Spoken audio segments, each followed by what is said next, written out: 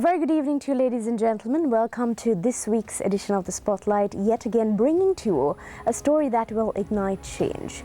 Ladies and gentlemen, now the automobile industry is a crucial aspect for the boosting of any economy in any country. To talk more about this, we have today in our studios Mr. Ravith Silva, the chairman of the Automobile Industry Council. Thank you for joining us today. Thank you for having me. All right, so first question is, what is this Automobile Industry Council? It was established quite recently. What happens in this? Okay, just to start off, Automobile Industry Council is a state-backed, private-led organization. So we have 50% of our representatives in the board from the ministries, Ministry of Industries, Ministry of Education, Ministry of Transport, and Ministry of Finance. We have 2 state universities also part of it, and the other balance is all the representatives from the automobile industry, ranging from service sector to importers, manufacturers of components, vehicle assemblers. That's about it. That's about it. Yeah. So how did you get into the field? Was it by accident? By birth, I suppose, because my father Really? was in the automotive industry. Okay. So when I was born, he was in the automotive sector. And then, I got my first workplace injury when I was about 4 years old. Not when I was not employed, but that was, happened to be because those it was home and away businesses. And little by little, after school, I got engaged in the automotive sector. Got my bachelor's in King's University, UK. Got employed there, and then came back to serve the country. Brilliant. So pretty much my whole life I've been into automobile, so I live and breathe it. Brilliant. So now the AIC in short form. What is your primary focus of the establishment? Yeah, so the objective is to develop the automotive industry through its nucleus, which is the human resource element. So if any industry is to be developed, regardless of it being automotive, having a strong base of professionals and individuals being employed in the industry is very crucial. If you do not have that, no industry is going to take off. So many industries, including myself, I think you just see me at the forefront at the moment, but if you look behind the curtains, there are thousands and thousands of people behind me who is stronger and more vibrant than me, I suppose, who wants to develop this country through automobile. And I think the state has also realized it. That is why, in my opinion, this is the first time that such an organization has been built with many ministries coming together for the development of an industry. So, just the 4 ministries being in the board of the AIC adds testament as to where the state would like to take this industry to. So, any young person, wanting to be with cars, be with vehicles, I think this sends out a very strong message. They can go abroad, they can learn something, they can come back, or they can stay in Sri Lanka, learn through the vocational training, university levels, and develop the industry. And of course, the investments coming into the country is predominantly automotive based. We have about 20 plus companies who has invested in assembling in Sri Lanka. That has spiraled a community of component manufacturers. A lot of international brands have come. In the motorcycle industry, there are 2 companies within the first 5, Right. number 5 below that in Sri Lanka. In the 4-wheeler sector, within number 5, is in Sri Lanka. If you take commercial as well, world number 2 is in Sri Lanka. They've been here for a long time, but there is a a strong movement within this community. If the state and all the players act accordingly, putting aside their differences and make their decisions based on developing the industry, I think this industry could pay back to the economy. So a very, very basic question. When you say automobile, what does this cover? Oh, it's a vast Because sector. some people think it's about a car, it's about manufacturing, but So in automobile reality, what is it all about? It's about all vehicles that can be self-propelled by a motor on the roads. So we take away locomotives and airplanes in the aerospace industry. So that is not within our purview. Locomotive does not come under automobile, and also aerospace, of course, anything that flies that does not hit the ground is also not within our purview. So I would say, if there are any passionate people about aerospace, they can start something that ignites that industry as well in the country. Right. So it's basically something to do with vehicles on land, and it starts with manufacturing, assembling, etc., etc. Yeah. Okay. So now, after establishing the AIC quite recently, I believe in November or October, if I'm not mistaken, 2023. What is the progress like up to today? What have you all been doing up to? It's been, I would call it a light speed, movement. We have, the board is highly vibrant, made up of a lot of intellects and professionals, and at the back end as well, we have a lot of support from the industrialists and the state and many organizations. Call it the engineering council, call it the ministry level personnel, the individual people. So one of the things that spiraled out is the forums, the subsector forums. So of course, me being the captain of this ship at the moment, I can't be everywhere. So putting the right people in the right places so that they can drive the engine room, the guidance of it, and human resources part. We have developed technical forums. So they are going to be looking at how the consumer can be protected. So that means putting out technical bulletins with regards to international norms and standards set by the motor manufacturer and SAE or so and so forth.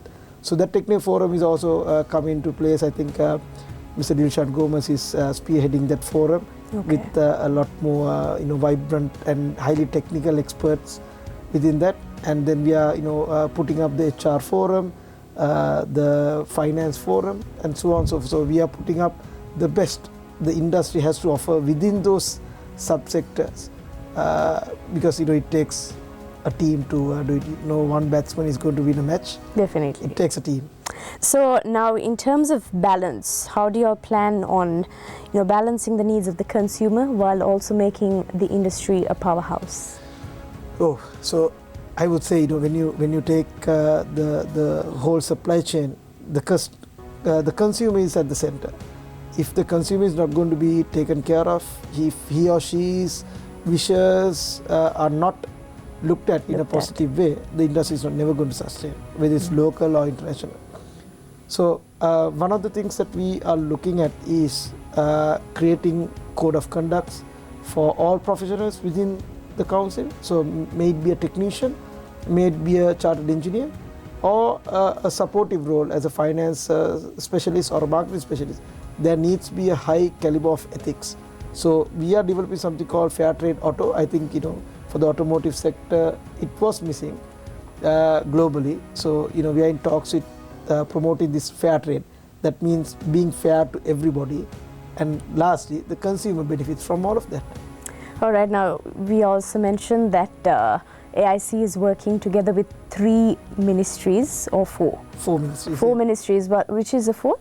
So transport. So we have the Ministry of Education, Ministry of Industries, Ministry of Transport, and Ministry of Finance. Right. So now, because when we established, it was 3. So now the latest is finance. It was 4 always. Okay. It was always 4.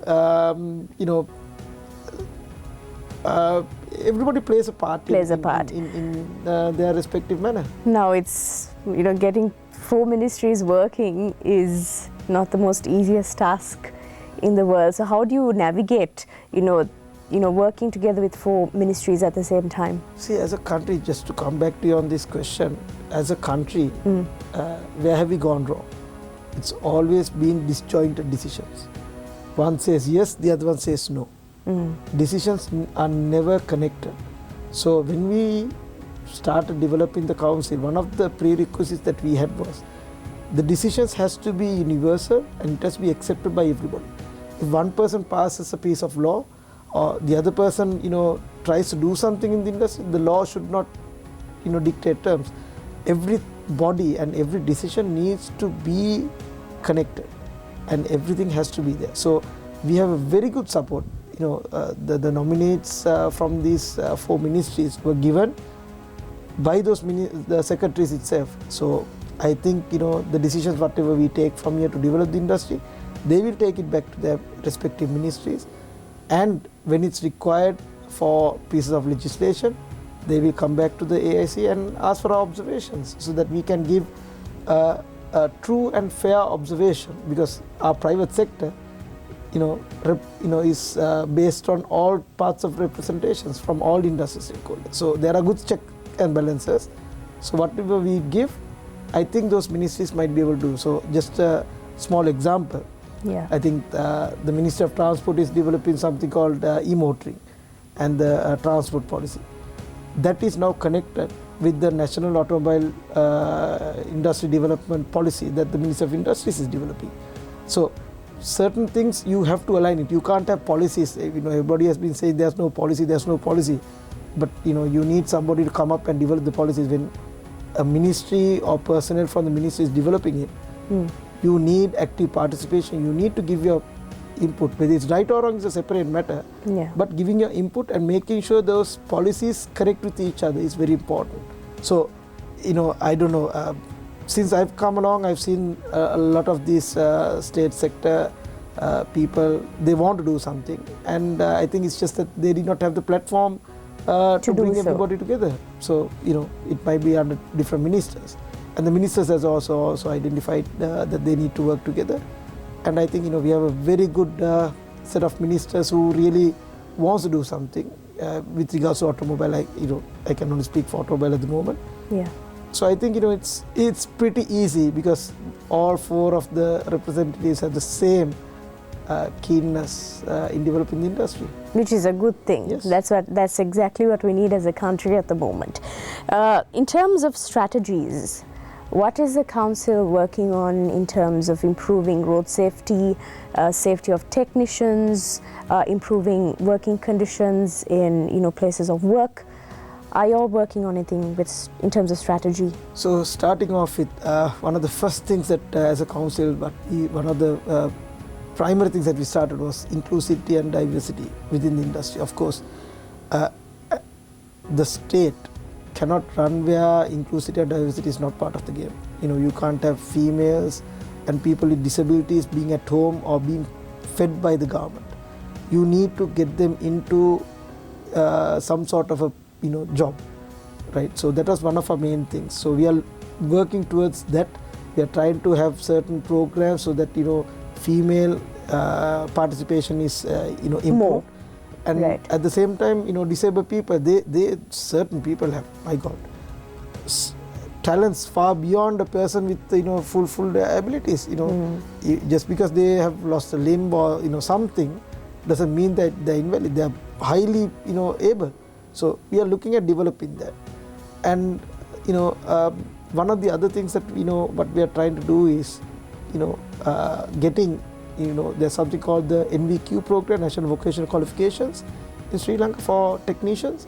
So we have spoken with TAFE Australia to merge NVQ and TAFE, as in not merge, but accredit the local qualifications with TAFE. So that when you go a bit below the surface, the curriculum is going to be redone up so that it's relevant with the current industry requirement. Because previously what we had was, we had a bit of shortfalls that needed to be updated, which was not updated because electric vehicles are coming up, hybrid vehicles are coming up. So that course modules has to be done up. So when we are developing it, we are actually consulting other countries, what are their course curriculums. So any person who is going to be qualified within the automotive sector, I think going forward we will see a global qualification. Now it's important as well, creating job opportunities as well, but with the crisis and everything happening, it would have been difficult.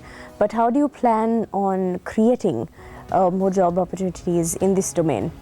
So creating job opportunities, yes, that's a double-edged sword. So that means you need to improve market penetration. You need to have more vehicles on the road. But then again, when you have more vehicles, you have more forex outflow out of the country. That puts us back onto a negative position. So what we are trying to do is, whilst we are having that, we are trying to promote local assembly and local infusion of components. So at least, yes, if there's an outflow of $100, at least $30 will be locally manufactured. And that gives us a platform where those component manufacturers can actually export and inject their components into this global supply chain. So for example, if I were to take a simple thing as a light bulb, right? Let's take it's $1 of a $100 car. Us reducing that cost of import as in spending that dollar on export, we can replace it with a local bulb.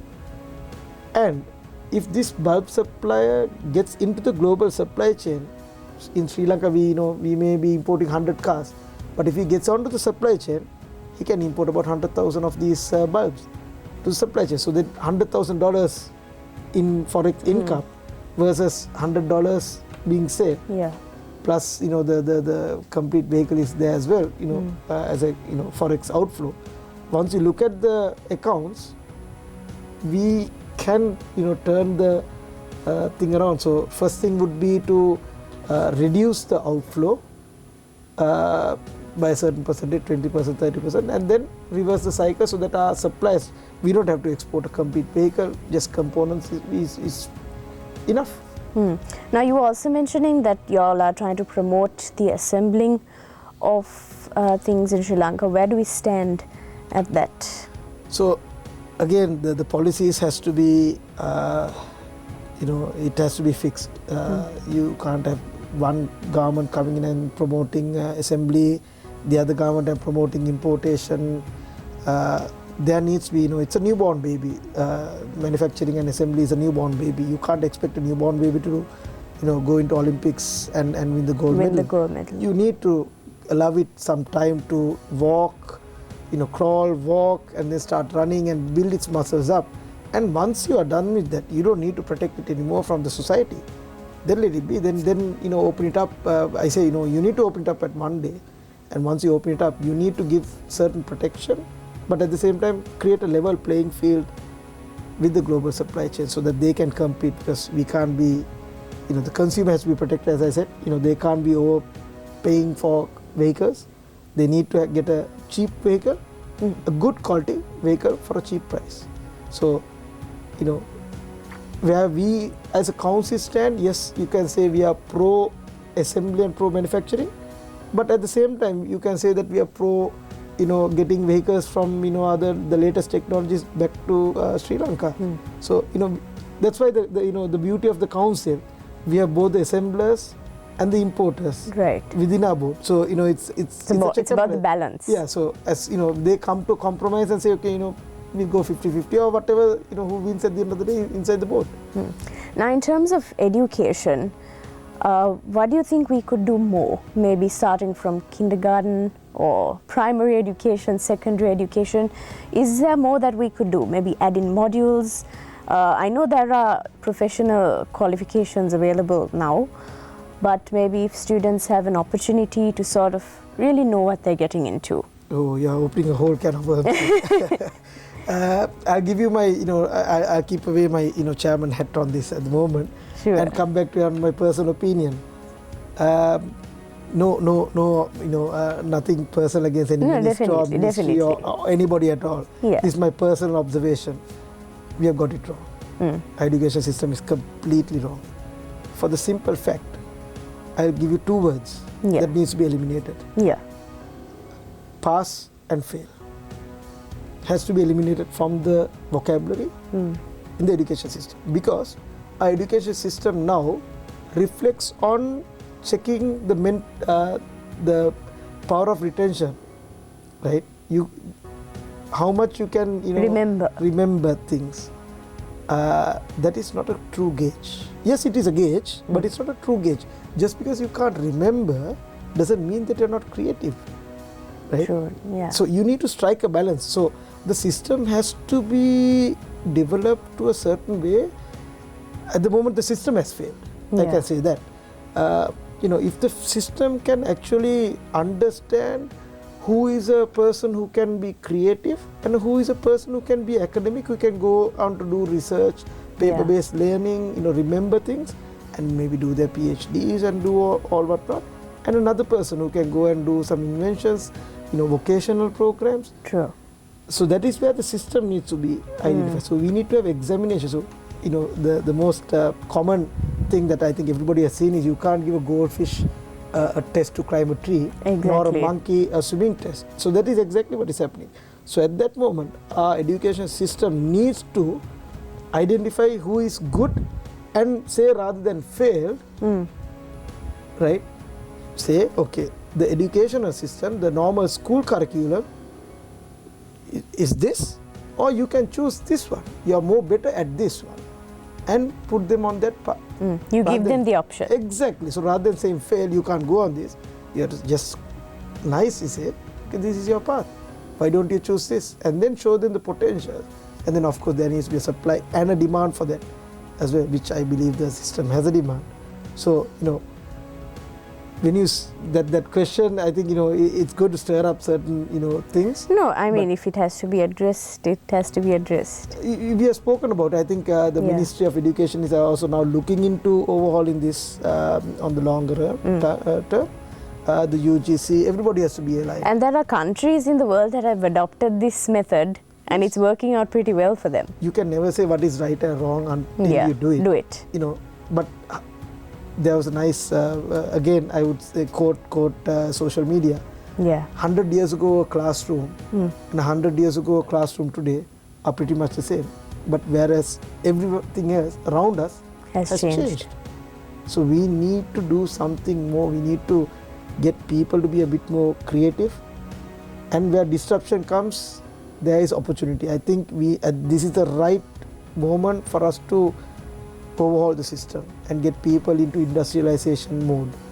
I know we are losing a lot of people left, right and center. Yes. Time will tell whether the decisions that were taken today were right or wrong. Right or wrong.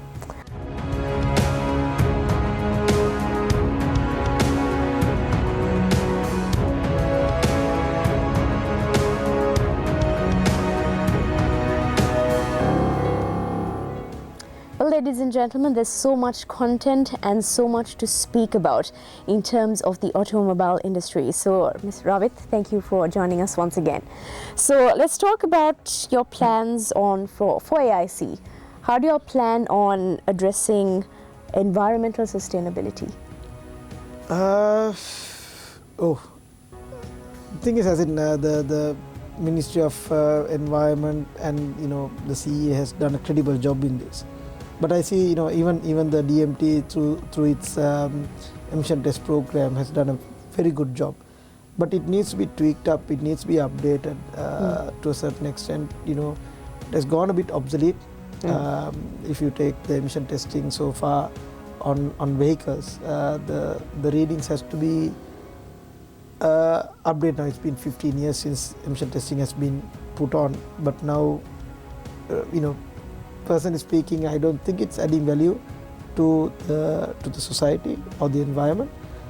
So someone needs to come into it and say, the readings has to be lowered to a certain extent, so that we reach certain targets in accordance with the Paris Accord and certain things. But at the same time, like the EPL, Environment Protection License, through the CEA, it has not seen a penetration improvement. So the CEA needs to up the antique and make sure that the industrialists are conforming to the EPL, and whenever there's non-conformity being done, help the industrialists to conform. So at the moment it's like self-regulatory. If I want to get the EPL, I just go and get the EPL. There's no proper enforcement. I see. So with policy, there needs to be policing as well. So environment, any actions, I think, as I said earlier, e-motoring and environment is a very good number that is coming up. Ministry of Transport is pushing it with all the other ministries involved in it. There needs to be good arguments about it, pros and cons. I can't say whether it's right or wrong, because there can be a separate person with a separate view putting up credible arguments against it, and then again there will be arguments for it as well. So environment wise, yes, we need to look at the environment in a bit more conscious way. The traffic congestion needs to be looked into. Public transport has to see a difference. Basically you and I have to start going in the bus. That doesn't mean you and I have to get into the bus now. The bus has to accommodate you and me. That means for what would it take for you and me to get into the bus? Definitely I'm not going to get into the bus at the moment. the way it is. So if we see a repopulation of bus fleet, getting more up-to-date standard buses into the system, it's not about the suppliers or the brand of vehicles, but it's more to do with the procurement guidelines of the state and their stringent policies on safety and health.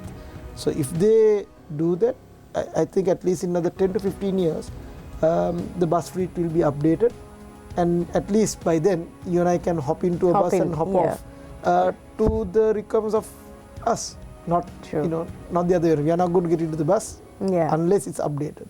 So lots of things. There's room for improvement. Yes. So fingers crossed. There are a lot of talks going around from ministries as well that next year will be a good year for tourism for Sri Lanka. So fingers crossed it will work out. How is the automobile industry preparing for that boost? Well, kudos to the Ministry of Tourism for doing a good job. I don't know much details on it, but I know it's been going up. Is there a plan? Will there be a plan where you will collaborate with the Ministry of Tourism? It has to, right? Tourists, first thing a tourist, for them to come here, they use transport, maybe aerospace, but they use transport to come to Sri Lanka. Exactly. But from that point onwards, they need transportation. They are not going to be sticking inside a hotel, right? True. So 80% of their time within the country will be spent as in traveling.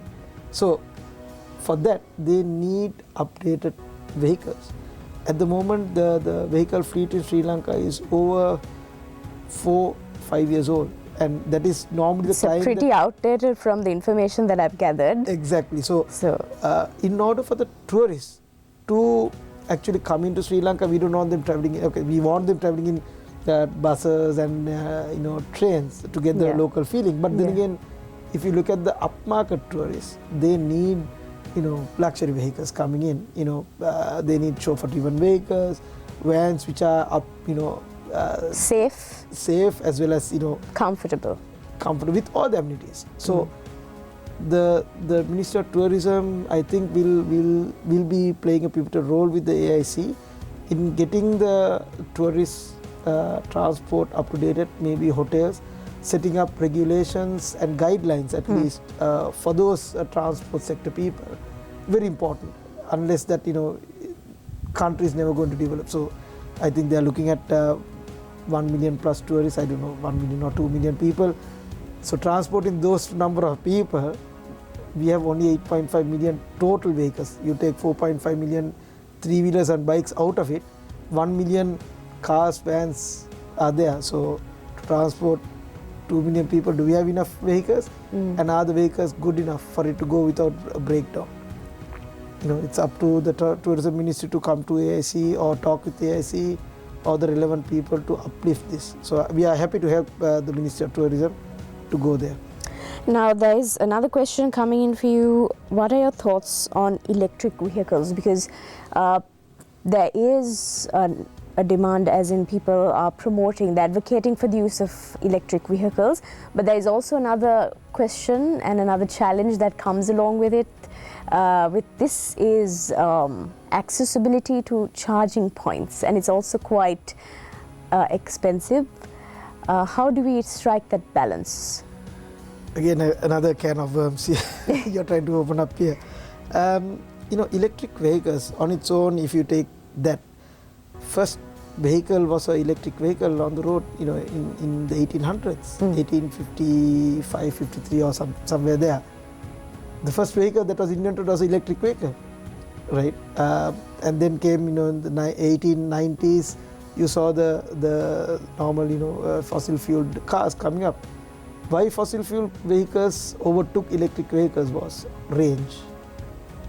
Range. Right. That is the only thing. So electric car, the biggest fear in people is range. Can you go to Jaffna and come back? Right. Okay. Petrol cars can give that. So there's an argument. A person in the good olden days, my father and our generation, when we bought a vehicle, we looked at the pros and cons and the differences between a petrol and a diesel. Right. We looked at how much of running that we do, how much of maintenance. We did that calculation. But now the Gen Z, or the people are looking at electrification doesn't do that calculation. They buy a car which can run 500 kilometers for a daily travel of 20 kilometers. Obviously, the technology is not going to be adapted. And then after 5 years, they're going to say the battery is ruined. Battery is ruined. Right. So, it's about the requirement and the supply to it. And of course, the world is moving away from ownership of vehicles. Why would you say so? See, if you take the trends at the moment, the Gen Z, you have pay as you go, pay monthly, and software as a service. It's all convenient. It's on your mobile, right? Why buy a car and maintain it, whereas you can just get onto the road and book an app, through an app, get a vehicle to pick you up and take you to places. You can do whatever you want. So, the world is moving away from conventional transport solutions. So, electric vehicles is there, but then again, if you have to do that, the grid, I know there's a big ha-ho among all the other people in Sri Lanka about the grid at the moment. Yeah. The grid needs to support it, the system, and also, as you say, electric vehicles will disrupt. What will happen to the petrol sheds? What will happen to the pumper at the petrol shed, for example? What will what will happen to the people who are doing the maintenance of these vehicles? So it's not a bad thing. Disruption is good. Of course, you had the drone coming in and the cameraman and the helicopter pilot lost their jobs. Yeah. Right. So autonomous vehicles, electric cars will bring in autonomy. And when that happens, what will happen to our bus drivers? So that's where the reskilling and upskilling is very important, and that is something that the AIC, the council, is actually looking towards. So we are strategizing for the next 10 to 20 years, what sort of industries is going to come up, what sort of job opportunities will be there in 10 to 15 years, and what will cease to exist. And then more and more the vehicles that is coming into maintenance now are electronic, software-driven vehicles. So it's not a thing, if you take a technician 20 years ago as opposed to a technician now, the repair philosophy of a vehicle has drastically changed. So, so that's where, we are at EV. So it's not a straightforward answer, as you say, it's good or bad. We just have to live it and see, penetration of electric vehicles, sales of electric vehicles have slowed down in the US, maybe due to economic conditions or certain things. I don't know what the exact reasons are. Doesn't mean that it will stay the same. It might overturn the next day. So, but my watch out word is range. Right. As long as that range is covered, I think you will see a massive demand for electric vehicles. I'm not saying the demand is less on electric at the moment, but there will be a massive shift on the demand. And just as the word range, energy density is also another crucial part where the EV industry needs to solve. Petrol has about 10,000 plus kilojoules per kilo, whereas lithium has only about 300. Right? Quite new to me. Terminology is new, but yes. Just imagine you taking 1,000 liters of water for 10 kilometers and 1 liter of water for 10 kilometers. You would go with a smaller bottle than the bigger one. So it transfers into the technology as well. So, those are two things that needs to be solved. As soon as that's solved, you can see a massive, turn. I think everybody is going to give up ICE at that moment and go into electric. So now with all the good things that are happening as well, I think the entire nation is fearing next year for a challenge with the VAT going up to 18%. How are you preparing to face this? You're not opening a can of worms, you're opening the whole planet of worms, I suppose. See, the automobile industry is the first industry that gets affected by policy decisions. On what basis? Every time a policy decision is made with regards to taxes, import taxes or anything, the vehicle population goes up or down.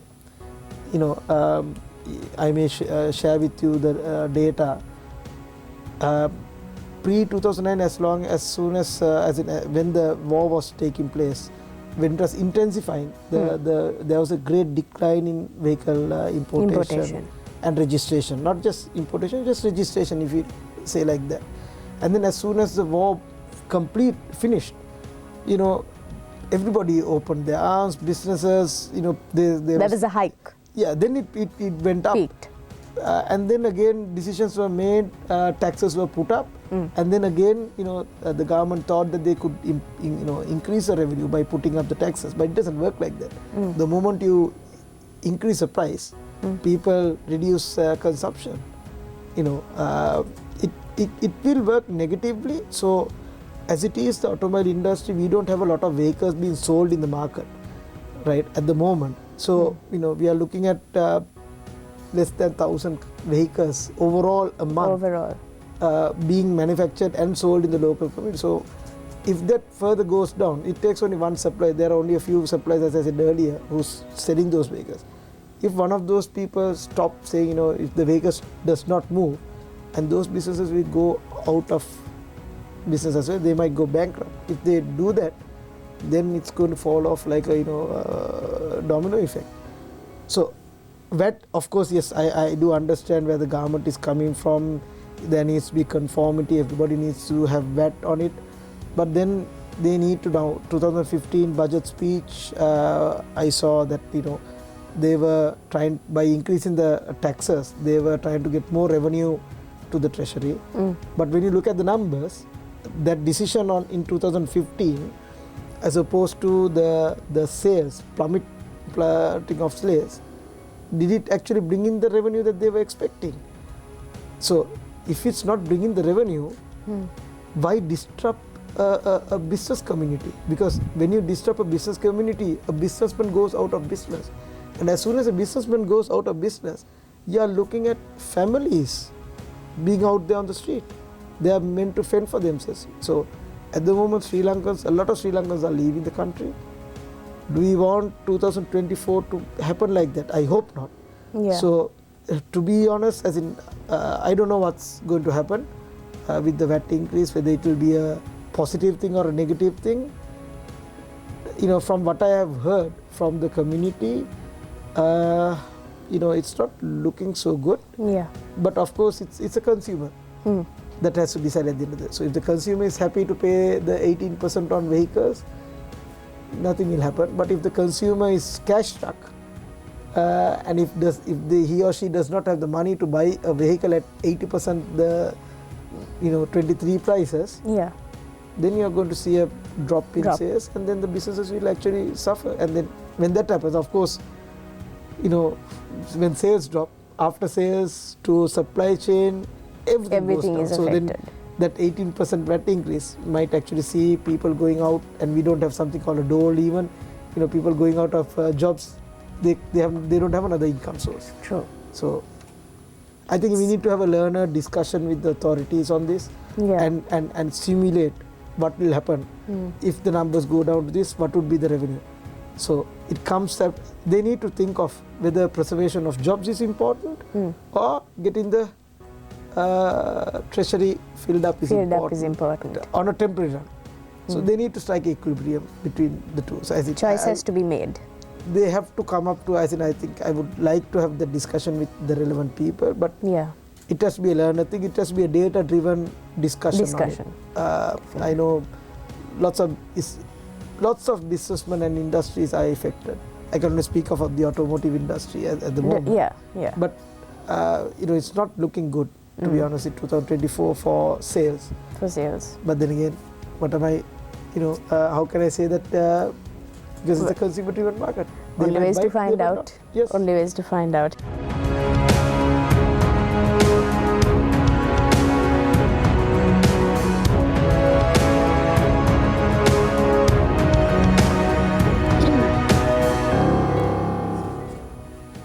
All right, welcome back to the show. So much to talk about and so little time. Well, in terms of restrictions on imports, everything has been lifted except vehicles. Is there a particular reason for this? I have no idea. No idea. I'm not, as I said, the authorities have taken the decision to keep it there. I think mostly the thinking pattern behind that decision could be if they open it up, how much of forex will outflow. That might be the thinking process behind it. So the income of foreign exchange as opposed to outflow might be the only thinking part behind it. So I don't know what it is, but then again it might be another decision to protect the local industrialists. Only those people who have made the decisions can actually say. But by the time it's ready for opening, I think they would take a conscious and not just a conscious decision, but an inclusive decision with all the stakeholders coming into it. So having a good balance of input, how we should be opening it up, what should be done, so that as I said, import substitution is a taboo word at the moment, but not just a taboo word, but then again some people love it, some people hate it. Yeah. It's a love-hate relationship at the moment. So at that moment, what is a strategy?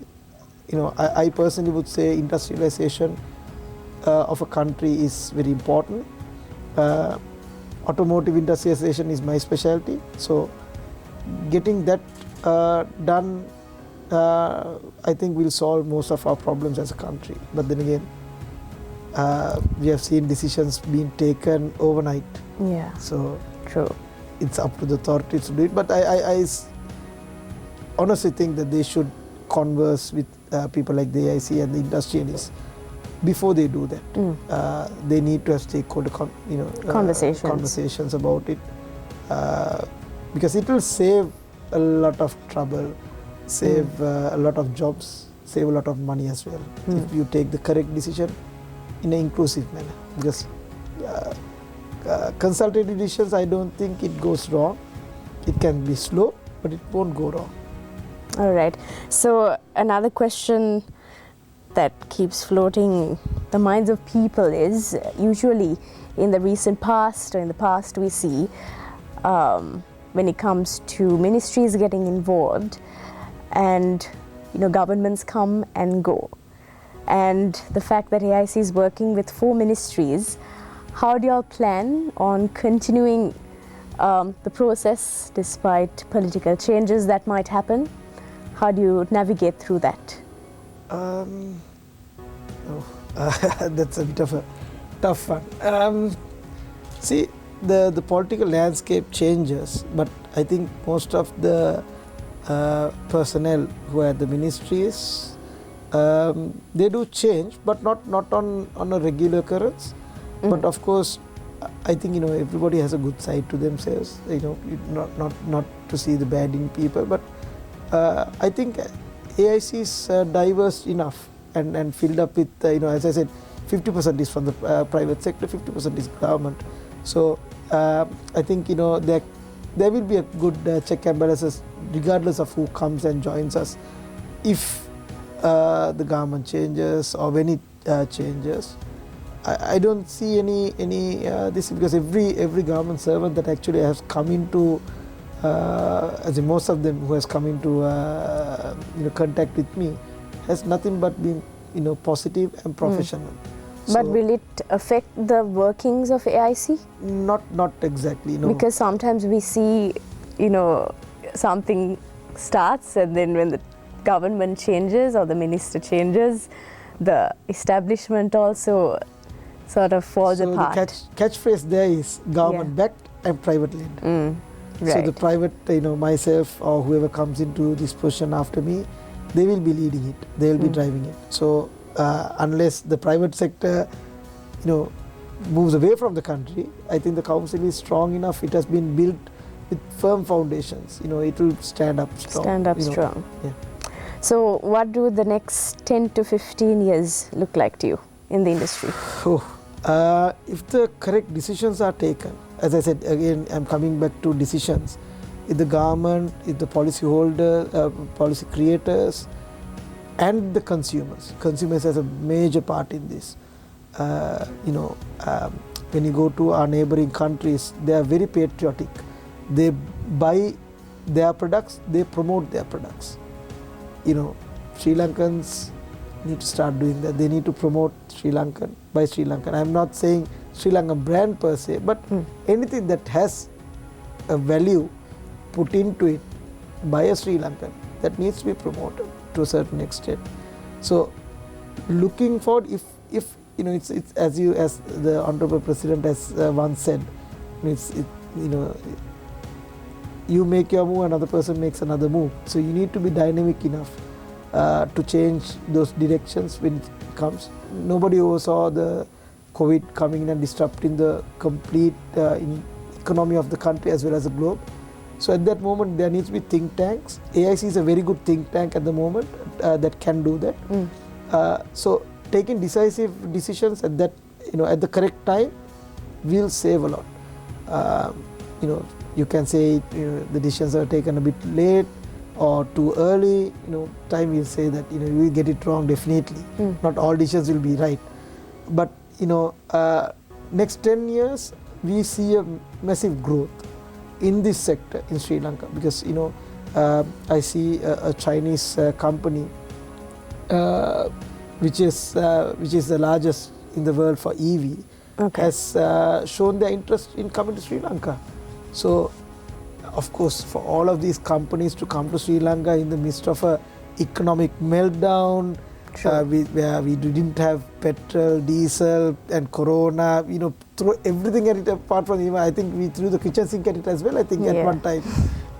In that midst of all of that, if all these organizations have invested in Sri Lanka, you need to have a look at it in a positive way, because there's something to it. I say simply because Sri Lanka has the potential to be great, right? We are placed in a very good strategic position in the world, where the East and the West need Sri Lanka to meet. We are in that busiest shipping lane in the world. We are not harnessing it properly. I don't know whether we are harnessing it or not, but I don't think we are harnessing it. So if we get them to come into Sri Lanka and add value, by means of at least a transshipment, we will go there. I think if this company comes into Sri Lanka, it will create a massive upstream and downstream change in the economy.